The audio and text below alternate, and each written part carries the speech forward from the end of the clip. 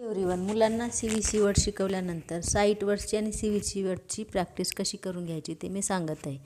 तर सगळे CVC words पाठ करून झाल्यानंतर CVC वर्ड्सची एक छोटीशी स्टोरी घ्यायची आहे. इथं खूप साऱ्या स्टोरीज आहेत. तर त्या स्टोरीमध्ये साईट वर्ड्सला रेड कलर दिलेला आहे. तर ते वर्ड्स आधी मुलांकडनं लिहून घ्यायचे आणि त्याच्यानंतर CVC वर्डसहित ते सगळे स्टोरी रीड करायला लावायची, एक एक वाक्य. त्याच्या आधी तुम्ही त्याला वाचून दाखवायचं, त्याच्यानंतर मुलगा तुमचा रीड करेल. अशा पद्धतीने ह्या सगळ्या CVC स्टोरीज रीड करायचं म्हणजे मुलांची साईट वर्ड्सची आणि 3 लेटर वर्ड्सची प्रॅक्टिस खूप छान होते.